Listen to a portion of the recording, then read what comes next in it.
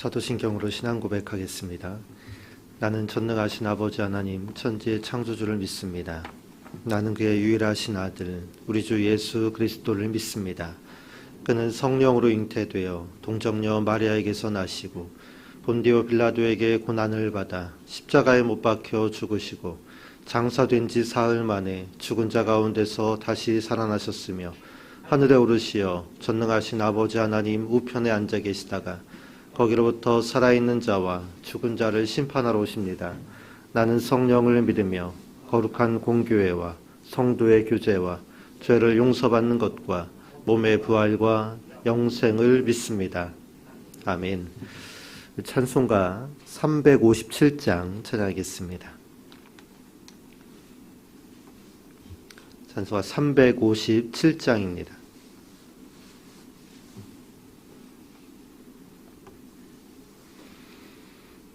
주 믿는 사람 일어나 다 힘을 합하여 이 세상 모든 마귀를 다쳐서 멸하세. 저 앞에 오는 적군을 다 싸워 이겨라. 주 예수 믿는 힘으로 온 세상 이기네. 믿음이 이기네. 믿음이 이기네. 주 예수를 믿음이 온 세상 이기네. 온 인류 마귀 괴휼로 큰 죄에 빠지니 진리로 띠를 띠고서 늘 기도드리세. 참 믿고 의지하면서 겁없이 나갈 때 주 예수 믿는 힘으로 온 세상 이기네. 믿음이 이기네. 믿음이 이기네. 주 예수를 믿음이 온 세상 이기네. 끝까지 이긴 자에게 흰 옷을 입히고 또 영생복을 주시니 참 기쁜 일일세. 이 어두운 세상 지나서 저 천성 가도록 주 예수 믿는 힘으로 온 세상 이기네. 믿음이 이기네. 믿음이 이기네. 주 예수를 믿음이 온 세상 이기네. 아멘. 공동체 성경 읽기, 오늘은 갈라디아서 3장 말씀입니다. 제3장. 어리석도다 갈라디아 사람들아. 예수 그리스도께서 십자가에 못 박히신 것이 너희 눈앞에 밝히 보이거늘 누가 너희를 꾀더냐. 내가 너희에게서 다만 이것을 알려 하노니 너희가 성령을 받은 것이 율법의 행위로냐 혹은 듣고 믿음으로냐. 너희가 이같이 어리석으냐. 성령으로 시작하였다가 이제는 육체로 마치겠느냐. 너희가 이같이 많은 괴로움을 헛되이 받았느냐. 과연 헛되냐.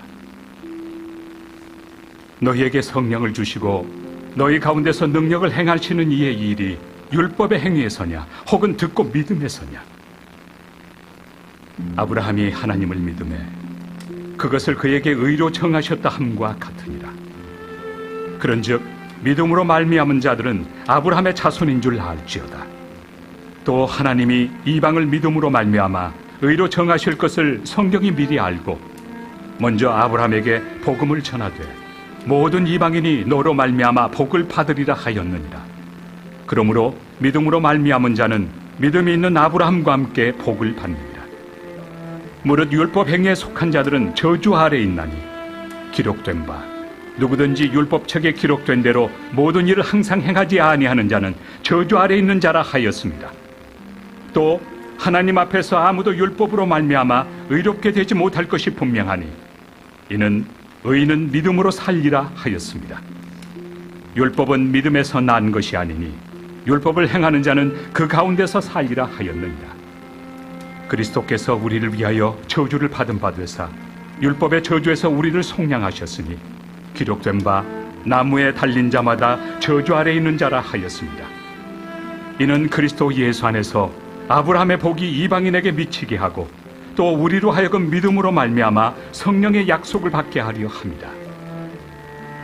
형제들아, 내가 사람의 예대로 말하노니 사람의 언약이라도 정한 후에는 아무도 폐하거나 더하거나 하지 못하느니라. 이 약속들은 아브라함과 그 자손에게 말씀하신 것인데 여럿을 가리켜 그 자손들이라 하지 아니하시고 오직 한 사람을 가리켜 내 자손이라 하셨으니 곧 그리스도라. 내가 이것을 말하노니 하나님께서 미리 정하신 언약을 430년 후에 생긴 율법이 폐기하지 못하고 그 약속을 헛되게 하지 못하리라. 만일 그 유업이 율법에서 난 것이면 약속에서 난 것이 아닙니다. 그러나 하나님이 약속으로 말미암아 아브라함에게 주신 것이라. 그런즉 율법은 무엇이냐?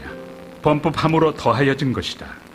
천사들을 통하여 한 중보자의 손으로 베푸신 것인데 약속하신 자손이 오시기까지 있을 것이다.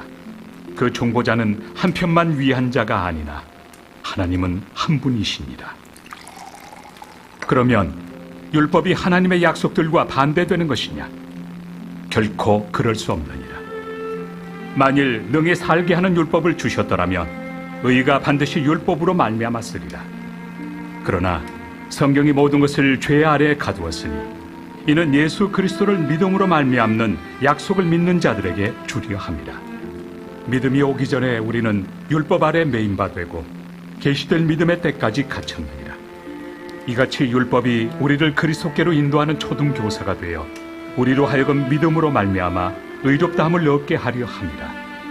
믿음이 온 후로는 우리가 초등교사 아래 있지 아니하도다.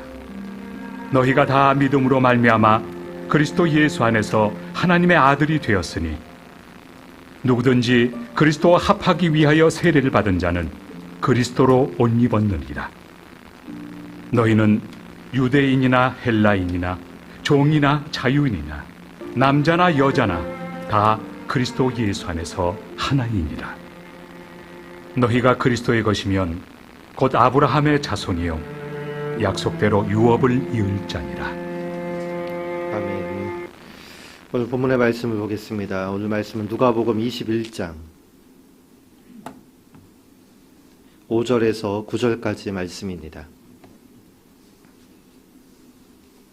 누가복음 21장 5절에서 9절까지의 말씀을 보겠습니다. 우리 함께 읽습니다. 어떤 사람들이 성전을 가리켜 그 아름다운 돌과 헌물로 꾸민 것을 말하며 예수께서 이르시되 너희 보는 이것들이 날이 이르면 돌 하나도 돌 위에 남지 않고 다 무너뜨려지리라. 그들이 물어 이르되 선생님이여 그러면 어느 때에 이런 일이 있겠사오며 이런 일이 일어나려 할 때에 무슨 징조가 있사오리이까? 이르시되 미혹을 받지 않도록 주의하라. 많은 사람이 내 이름으로 와서 이르되 내가 그라하며 때가 가까이 왔다 하겠으나 그들을 따르지 말라. 난리와 소유의 소문을 들을 때에 두려워하지 말라. 이 일이 먼저 있어야 하되 끝은 곧 되지 아니하리라. 아멘. 감사원금 김정숙 권사님, 감사원금 양영 권사님, 감사원금 이미경 권사님, 일천번째 황희돈 집사님, 일천번째 유준경 유용선 김혜자 유예림, 일천번째 김유신 오선경 김준성 김준우, 일천번째 장진용 김정옥 장규식 장진혁, 1.5제 김봉재, 박연희, 김서율 들으셨습니다. 기도하겠습니다. 하나님 감사합니다. 오늘도 우리에게 새날을 허락하시니 감사합니다. 오늘 하루의 삶을 인도하여 주옵소서. 주님과 동행하는 하루 되게 하시고 하나님의 은혜가 임하는 하루가 되게 하시며 하나님의 역사가 우리의 삶에 나타나는 하루가 되게 하옵소서.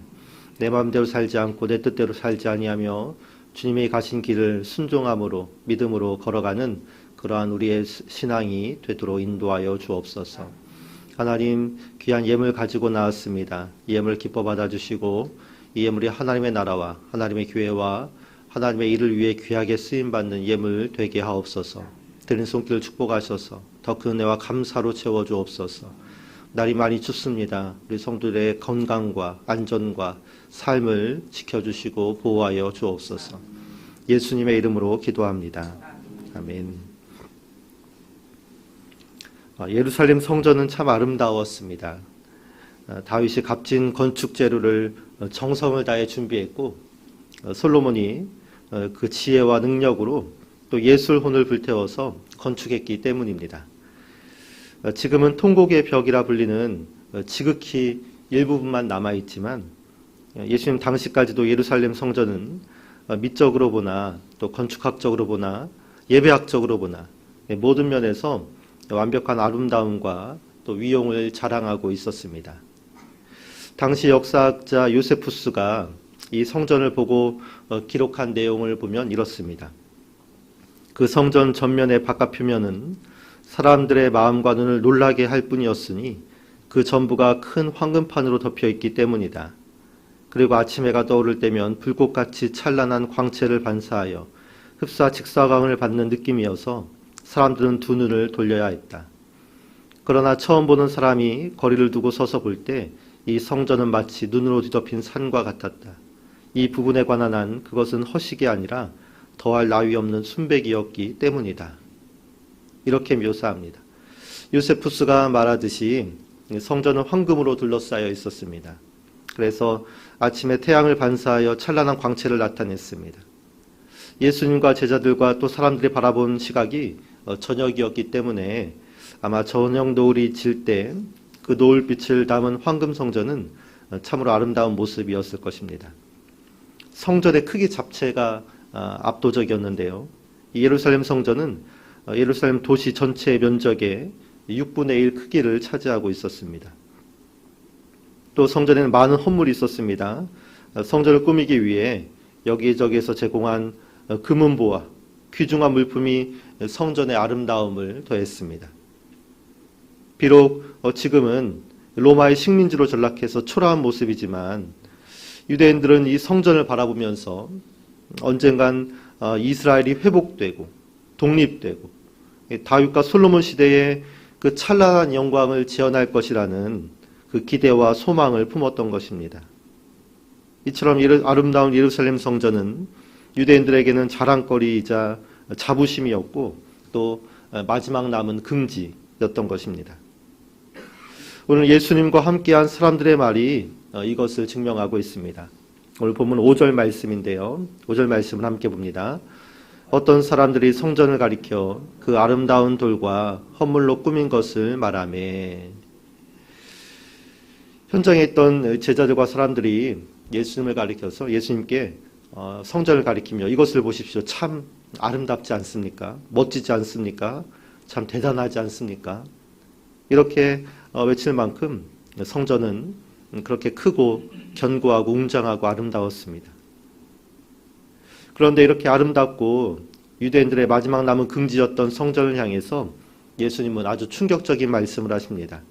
오늘 6절 말씀인데요. 함께 봅니다. 너희 보는 이것들이 날이 이르면 돌 하나도 돌 위에 남지 않고 다 무너뜨려지리라. 여러분 이게 무슨 말씀입니까? 이 아름다운 성전이 무너지다니요.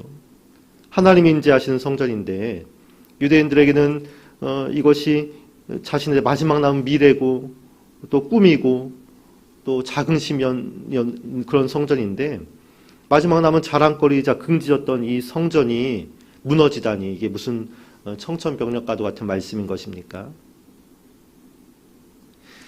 오늘 말씀에서 예수님은 이 성전이 무너뜨려지리라 라고 말씀하신 이유는 진정한 우리의 자랑은 겉모습의 화려함에 있는 것이 아니라 내면의 진실함에 있음을 성전의 무너짐을 통해서 말씀하고 계신 것입니다. 외양을 중요하게 여기는 사람들에게, 그것만이 자랑거리인 사람들에게 풀이 마르고 꽃이 시듬같이 화려한 겉모습은 잠깐이고 무너질 수밖에 없으니 하나님을 향한 믿음과 순종의 성전을 건설해야 한다는 그러한 말씀을 하고 계신 것입니다. 실제로 당시 성전은 화려하고 아름다웠지만 그 기능을 상실해 버렸습니다. 진정으로 하나님을 찾고 예배해야 하는 성전이 상인들이 물건을 파는 시장바닥이 되었고 환전상들의 돈놀이 장소가 되었습니다. 부패하고 타락한 성직자들의 뒷주머니로 전락했습니다. 예수님은 성전에서 장사하는 자들을 내쫓으시고 그 자리를 둘러엎으시며 말씀하십니다. 내 집은 만민이 기도하는 집이라 칭함을 받으리라고 하지 아니하느냐? 너희는 강도의 소굴을 만들었도다. 이렇게 강도의 소굴로 타락한 성전은 자랑거리가 아니라 무너져 내려야 할 우상이라는 말씀인 것입니다. 오늘 말씀 이전의 말씀이 가난한 과부의 헌금에 대한 말씀이지 않습니까? 사람들은 부자들이 많은 금액으로 헌금하는 것을 보면서 부러워합니다. 열광합니다. 아, 참 멋지구나. 부럽구나. 나도 저 부자처럼 돼야지. 저 부자와 함께라면 나도 구원을 받을 수 있을 거예요. 저 부자라면 놀라운 일을 할 수 있을 거예요. 그러나 예수님은 가난한 과부가 헌금한 2렙돈이 더 귀하다 말씀하시면서 우리의 진실한 믿음이 화려한 외형에 있는 것이 아니라 내면의 순전함에 있음을 말씀하고 계신 것입니다. 오늘 말씀까지 그 메시지가 이어져 내려오고 있습니다. 예수님은 바리새인과 서기관들을 책망하셨습니다.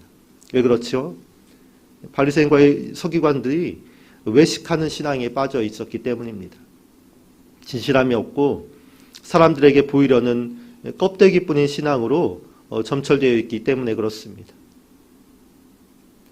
여러분, 우리는 지금 하나님의 말씀을 온전히 따르는 믿음으로 살고 있는지 아니면 겉만 번지르르하게 꾸미고 있는 그렇게 가짜 믿음으로, 위선적인 믿음으로 살아가고 있는지를 돌아보아야 합니다. 사무엘상 16장 7절 말씀은 사람은 외모를 보거니와 나 여호와는 중심을 보신다 말씀하고 있습니다. 마음이 담긴 온전한 예배가 드려지지 않는다면 성전이 제 아무리 크고 아름답고 견고하다 할지라도 그것은 껍데기에 불과합니다. 그러한 껍데기 신앙은 결국 심판을 받아 무너져 내릴 것이다. 주님은 말씀하십니다. 바리새인과 같이 외식과 교만과 거칠에만 번듯한 신앙을 버리고 자신의 전부인 2렙돈을 드린 가난한 과부와 같이 진실함과 겸손함으로 우리 신앙의 성전을, 믿음의 성전을 세워가는 우리 모두가 되기를 축복합니다. 이러한 예수님의 답변에 깜짝 놀란 사람들이 묻습니다. 오늘 7절 말씀인데요. 함께 봅니다. 그들이 물어 이르되 선생님이여 어느 때에 이런 일이 있겠사오며 이런 일이 일어나려 할 때에 무슨 징조가 있사오리이까. 성전이 무너질 것이라는 소리에 깜짝 놀란 사람들은 다시 질문을 합니다. 사람들의 질문은 두 가지로 나뉘는데요. 첫째는 때에 대한 질문입니다. 어느 때에 이러한 일이 일어나겠습니까? 둘째는 징조에 대한 질문입니다. 이런 일이 일어나려 할 때 어떤 징조가 있겠습니까? 8절과 9절은 각각의 질문에 대한 답변인데요. 8절 9절 말씀도 함께 봅니다. 이르시되 미혹을 받지 않도록 주의하라. 많은 사람이 내 이름으로 와서 이르되 내가 그라 하며 때가 가까이 왔다 하겠으나 그들을 따르지 말라. 난리와 소요의 소문을 들을 때에 두려워하지 말라. 이 일이 먼저 있어야 하되 끝은 곧 되지 아니하리라. 여러분, 성전이 언제 무너진다 말씀하고 있습니까? 거짓 그리스도가 등장할 때에.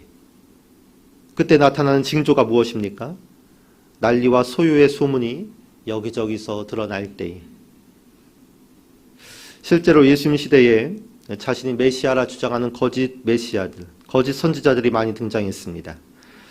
AD 66년경 유다의 아들 메나헴은 왕의 행세를 하면서 예루살렘에 입성한 적이 있습니다. 또 AD 69년경에는 시몬 바 가우라라고 하는 사람이 왕인 양 행세를 하고 다녔습니다. 또 예수님 당시 난리와 소요에 대한 소문도 자주 돌았습니다. 이것은 AD 66년에서 70년경에 일어난 유대인들의 반로마 무장 봉기 때문에 그렇는데요. 유대인들은 이 독립운동과 저항운동으로 유대 사회는 술렁이었습니다. 여기저기서 터지는 국지전으로 인해 불안과 난리와 소요 사태가 벌어졌습니다. 예수님의 말씀처럼 이러한 징조가 나타나고 이러한 때가 도래하자 거짓 선지자들이 나타나는 때, 또 난리와 소요에 대한 소문이 등장한 징조, 이렇게 이러한 때와 징조가 나타나자 실제로 예루살렘 성전은 파괴되었습니다. AD 70년경 로마의 장군 티투스가 이끄는 부대가 예루살렘을 침공해 성전을 파괴한 것입니다. 로마는 4개의 군단을 동원해서 예루살렘을 포위했습니다. 수로와 물자 공급을 차단해서 안에서부터 말라 죽이는 그러한 작전을 펼쳤습니다. 예수님은 예루살렘 성전이 돌 하나도 돌 위에 남지 않을 것이다 말씀하고 있는데요. 전승에 따르면 성전의 벽돌과 벽돌 사이에 황금이 감추어져 있다는 소문이 돌아서 로마인들이 유대인 포로들을 시켜서 벽돌을 한 장씩 한 장씩 다 뜯어냈다고 합니다. 이렇게 예수님이 말씀한 때와 징조는 오늘 우리에게도 적용이 됩니다. 여러분, 종말이 언제 옵니까? 예수님의 말씀처럼 거짓 그리스도가 등장할 때, 그때가 바로 종말의 때입니다. 그러면 그 징조는 무엇입니까? 이런저런 난리와 소유의 소문이 돌 때입니다. 오늘날에도 우리 나라에도 거짓 예수가 많이 있습니다. 대한민국에 약 50명의 재림 예수가 있다고 합니다. 난리와 소요는 전쟁과 환란과 재앙과 같은 사건을 의미합니다. 지진과 화산 폭발과 또 화재와 전쟁과 기아와 수많은 난리와 소요의 소문이 매일 아침 신문 기사를 장식하고 있습니다. 때와 징조는 확실합니다. 이로보건대 종말은 가까워 오는 듯합니다. 그런데 주님은 9절 말씀에서 우리에게 두려워하지 말라 말씀하십니다. 여러분, 우리가 해야 할 일은 거짓 메시아의 등장과 또 난리와 소유에 대한 소문 때문에 두려워하는 것이 아닙니다. 여러분, 우리가 해야 할 일은 두려워해야 하는 것이 아니라 종말을 준비해야 하는 일이 바로 우리가 해야 하는 일입니다. 주님은 말씀하십니다. 사도행전 1장 7절 8절 말씀에 이르시되 때와 시기는 아버지께서 자기의 권한에 두셨으니 너희가 알 바 아니요 오직 성령이 너희에게 마시면 너희가 권능을 받고 예루살렘과 온 유대와 사마리아와 땅끝까지 이르러 내 증인이 되리라 하시니라. 때와 기와는 우리의 알 바가 아닙니다. 우리가 해야 할 일은 이 종말의 때에 때가 찼고 또 증거가 나타나는 이 종말의 때에 우리가 해야 할 일은 예수님의 증인이 되는 일입니다. 예수님의 제자가 되는 일입니다. 예수님의 증인과 제자가 되어서 예루살렘을 하나님의 나라로 만들고 유대를 하나님의 나라로 만들고 사마리아와 땅끝을 하나님의 나라로 만드는 일, 그것이 이 종말의 때에 우리가 해야 할 일인 것입니다. 거짓 그리스도가 여기저기 나타난다 해서 현혹되지 마시기 바랍니다. 때와 징조가 보인다 하여 두려워하지 마시기 바랍니다. 믿음의 사람은 우리들이 해야 할 일만 하면 되는 것입니다. 예수님의 증인과 제자가 되는 일, 그 모습으로 내가 서 있는 땅을 하나님의 나라로 만드는 일, 그 일을 감당함으로 담대하게 종말을 준비해 나가는 우리 모든 성도의 삶이 되기를 축복합니다. 함께 기도하겠습니다. 공동의 기도 제목을 놓고 기도합니다. 믿음으로 한 해를 계획하게 하소서, 또 환우들에게 치유를 더하소서. 우리 환우들의 이름을 부르면서 기도하겠습니다. 환우들의 이름: 김여희 권사님, 김예중 청년, 김여선 성도, 김희자 권사님, 백승업 집사님, 오수님 권사님, 조기북 권사님, 한지 성도님, 장옥순 성도님, 윤석길 성도님, 이 환우들의 이름을 부르면서 함께 기도해 주시고요. 또 각자 개인 기도 제목을 위해서 우리 주여 3번 부르짖고 함께 합심해서 기도하겠습니다.